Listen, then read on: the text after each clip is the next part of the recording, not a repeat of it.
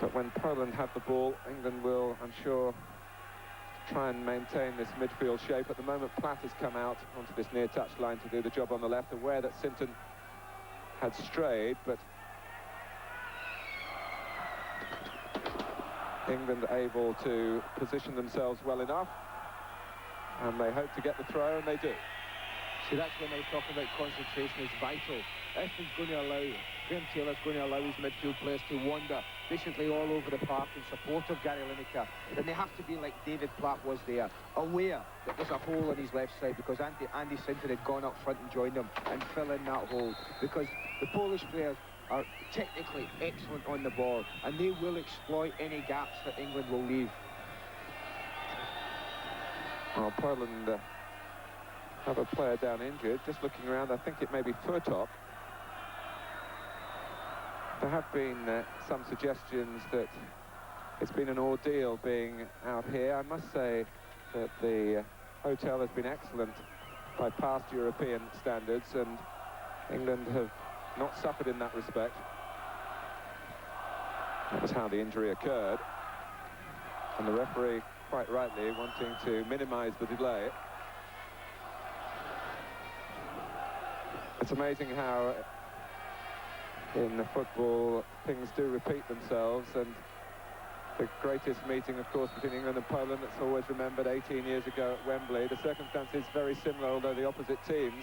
On that night, England had to win, and a draw was good enough for Poland, and they got that draw at Wembley thanks to Jan Tomaszewski, the goalkeeper, and England went out of the World Cup then, and Poland went on to finish third.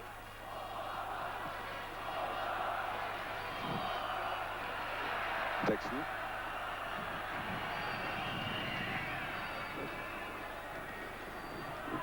"20 minutes gone, and in Poznan it's Poland 0, England 0. Andy Gray aiming for Platt, very nearly finding him with a massive throw. Little chip pass from Gray after that to far ahead of Rocastle. Yes, that's one of the other things we're working on, hasn't it, in training? It's been to utilise the long throw of Andy Gray. Certainly they want to be doing it a bit nearer the box. That one a little far outside the box to be made use of. But it's some of the things that the England side have been working on in the last 3 or 4 days. Just to go back to that night at Wembley in 1973, Jan Domarski scored for Poland against England, and Poland haven't scored against England since. I think 4 games. I actually think that's probably been Andrzej Strelau, the Polish coach's biggest problem, has been to convince his side that they can actually beat England. 4 games, and you say 18 years since they last scored, and as players, you know, they tend to, you think about those things, and they are important. Czechoski and Pearce in the right place for England. Here's Platt. Lineker, who of course has put Poland to the sword on a number of occasions, particularly with that hat-trick in the '86 World Cup finals in Monterrey.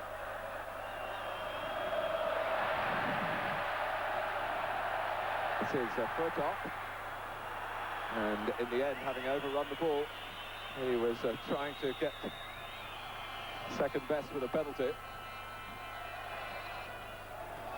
And the referee, showing already a very good positional sense, was right up to rule that it was a dive.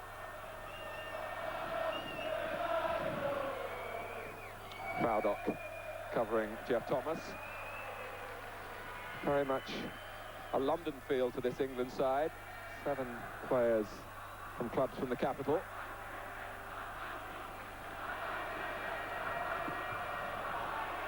We're halfway through the first half.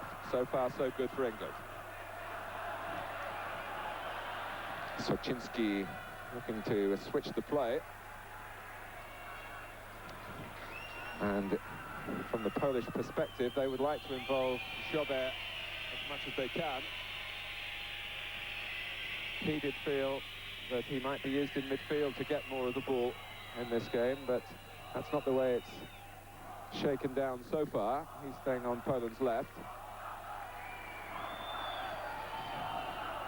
And England have settled in.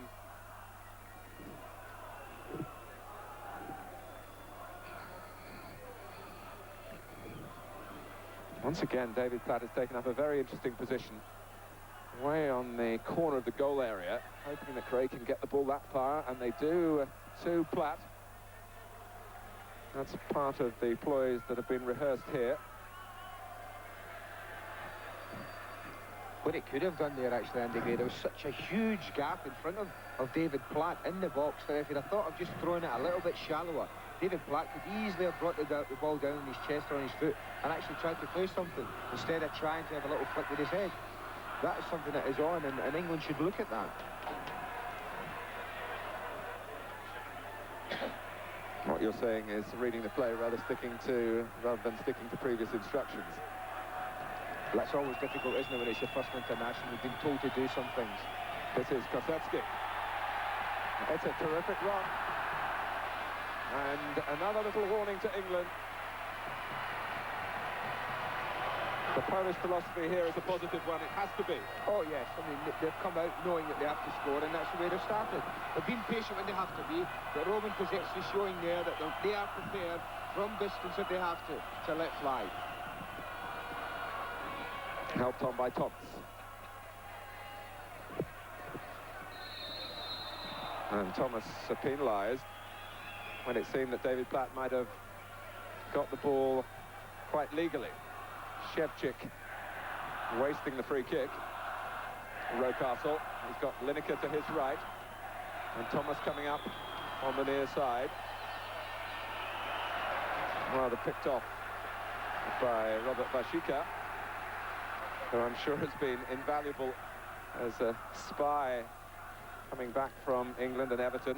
And incidentally, Robert's family are watching on Sky Sports in the Aigburth area of Liverpool.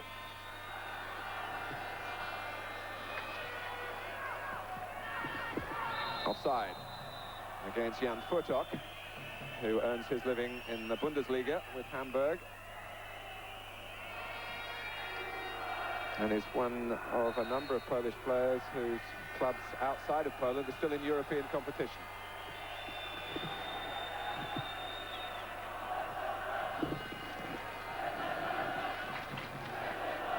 Lineker helped on to him by Jeff Thomas. Sinton, Platt's got into the centre. Gray's there as well. Here's Platt, and here's Gray! Well, it was a good chance, and Andy Gray took it with confidence, but didn't make clean contact. It's not a good chance, Martin. This is an excellent chance. Just the slightest of touches. Obviously knew Andy Gray was there, had been given the shout, David Platt, and oh, that could have been a dream debut for Andy Gray, couldn't it? They do what they wanted to do here. This is the type of play they want. Get the midfield players forward. It's three of them that combine.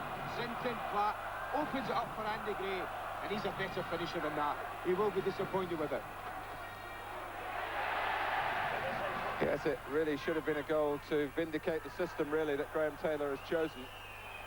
He promised that Gary Lineker wouldn't be isolated up front, and he certainly wasn't then. With David Platt in the centre, well aware of the position that Andy Gray had taken up behind him. It's not so much that he should have scored there, Martin. What he should have done is made sure the goalkeeper had to make a save or got it going across him. Then if he'd had to have parried it out, then David Platt just might have been able to knock it into an empty net. Dixon's cross. England well represented on the edge of the area as well. Brought out by Soczynski, with no real conviction for Poland. And Gray is the player hurt.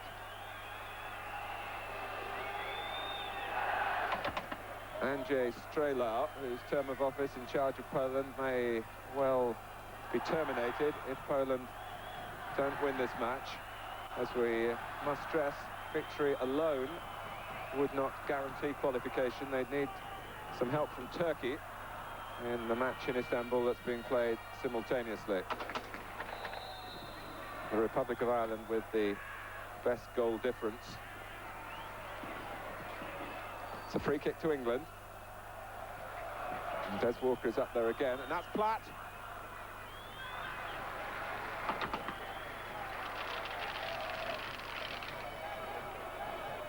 It was certainly a weakness Poland showed in a different defence against the Republic of Ireland. Tony Cascarino was too hot for them to handle in the air. And if you look back on all the 3 goals that Ireland scored, somewhere along the line there was a significant header in the move. And I think it's fair to say that Graham Taylor has very reluctantly discarded Alan Smith from his starting lineup, who might have done a similar job to Cascarino here. I just wonder, I know it's probably unthinkable, and as a Scotsman I maybe shouldn't be saying it, but I wonder if it ever crossed his mind that in a night so special as this, playing one man up front, whether Alan Smith wouldn't have been suited better to it, Martin. I just feel, you know his qualities, Alan Smith are. He's probably one of the best in English football at leading the line like that with his back to goal. It's not really Gary Lineker's forte, but Smith is excellent at bringing other players into play. I just wonder if it ever crossed his mind. Here's Sinton. And Lineker very nearly reached it. Pearce got in there. Lineker's there again. Really, that's why it probably didn't cross his mind. And would you leave Gary Lineker out? I certainly wouldn't. No, he would be in every team sheet. Very sharp and aware of the possibilities there. Oh, yes. I mean, in and around that area, he's absolutely brilliant. There's no doubt about that. The best that there is. The best around. And that could so easily have just looked over Bacco's head. Dixon. Gray going down. It wasn't followed by a blast on the whistle. Furtok chasing. Walker coming across, but a little confusion there with Mabbott. But Lee Dixon solved the puzzle with a fair amount of style too. Dixon, really, like all of the team, held up his hand to say against Turkey he was below par.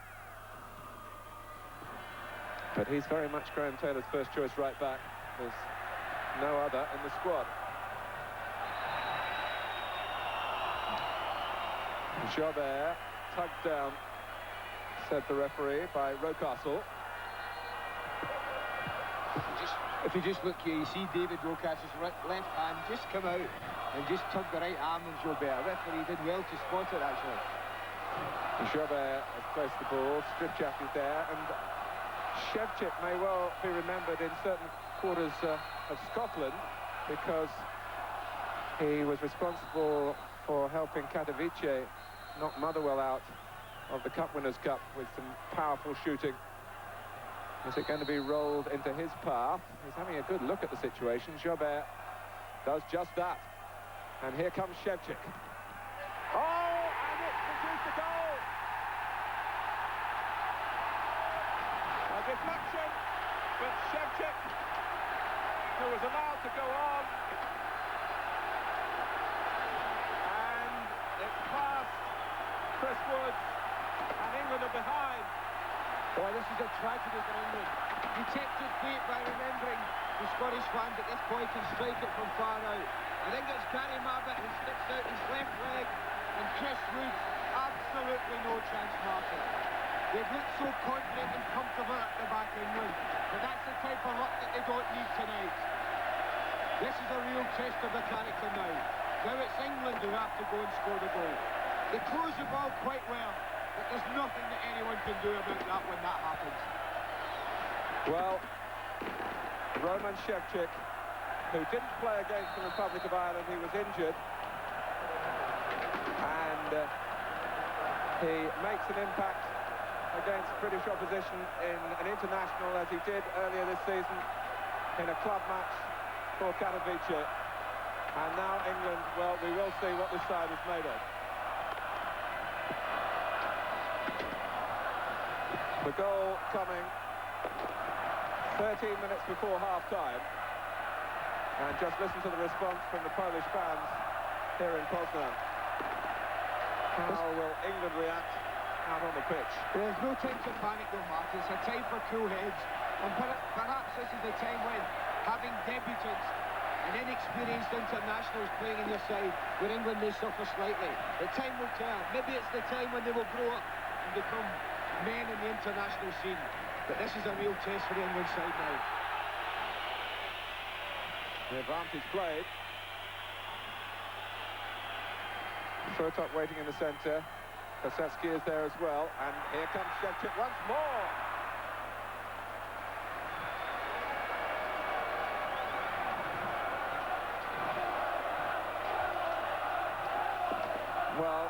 we've talked about the tactical factors in the game, but there's another factor, the fear factor. Yes, we did mention that, didn't we? How will England now, particularly with the inexperienced members of the side, with full awareness of the consequences of avoiding defeat in this game? Well, that's why I say it's a time for cool heads. England don't want to be throwing men forward recklessly now and risk losing another goal, because that really would be criminal. Just play it as they have been doing, and then the time to take a chances later in the game if the scoreline is still the same. Oh, and Andy Gray, who really has been picked to provide more thoughtful passing from the centre of midfield, very nearly delivered the goods there with a little angle ball to a line of Polish defenders on the edge of the area.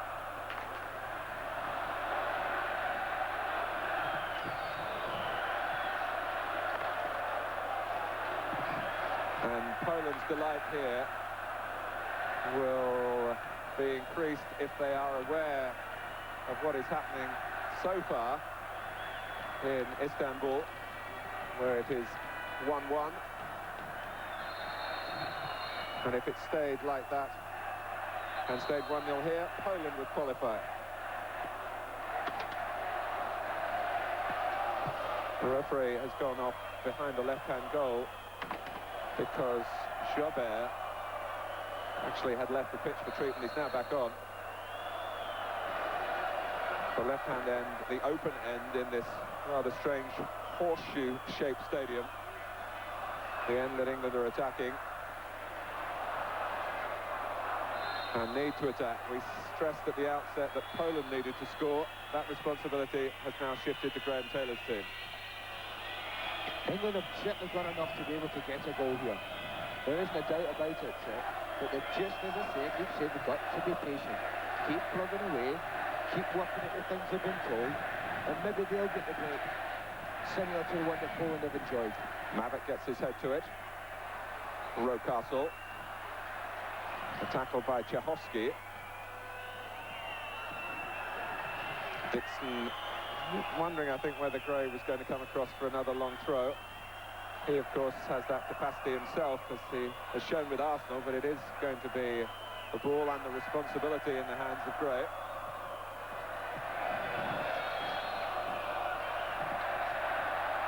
But it's gone against England. The referee ruling that that was a foul throw.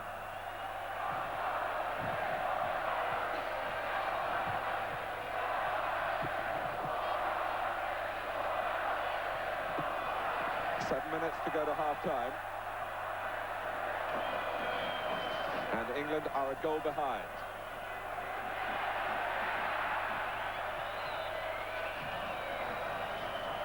Amazing about football, isn't it? All over the world. The onus was on the post to come out and get the goal. And England were quite happy to soak up the pressure and play the breaking game. Soak up attacks and catch them on the break. Now, I'm sure you'll find the Poles, if they're allowed to, across the back of the defence, will knock the ball and make Gary Lineker run and chase and try and tire him out. It's now down to England to go and attack and try and get a goal. And they've given the ball away.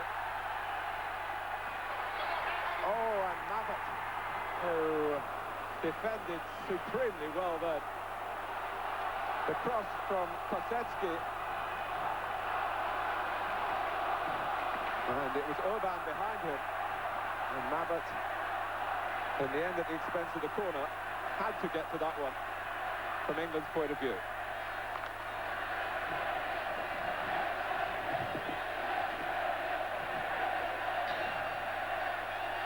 Kosecki's header. England losing concentration in their own penalty area. And Roman Kosecki. You're looking from this angle, it does look as if Graham Taylor's adopted the zonal marking formation, in which the players mark areas, and that's always dangerous if people take corners and knock them that deep, because it's very hard to come and attack it then.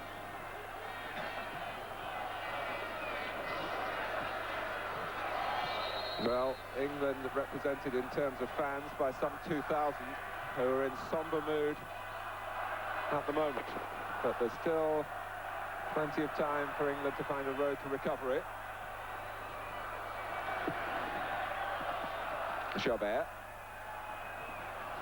Now Shevchik, whose deflected shot has certainly dampened England's spirits. That's Orban, who was picked out by Vashika. The ball's gone out of play. Oh, that was a magnificent run from Jan Orban. Not really playing as an out-and-out striker as we thought he might, but he's just doing what David Platt basically is trying to do for England. Getting himself in that half position where he can't be marked. And that was a beautifully timed run and a super pass through to him. Gray. Thomas had gone to the near post. Lineker's in there as you'd expect, and Platt headed out by Soczynski. Andy Sinton. Rocastle. Poland pushing out this time. Prodded forward by Pearce. And Sinton rather optimistically was claiming that was deflected high. He was leaning back as he hit it. 5 minutes remaining in the first half, which has gone against England with that deflection by Gary Mabbott from Roman Shevchik, the number 5 here, whose power at striking the ball is now employed at the goal kick.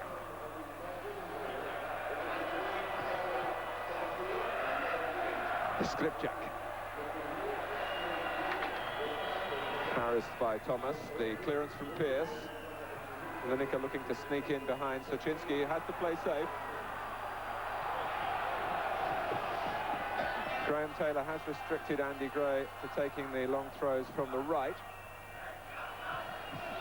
Fearful perhaps that he might wander too far away from his designated role.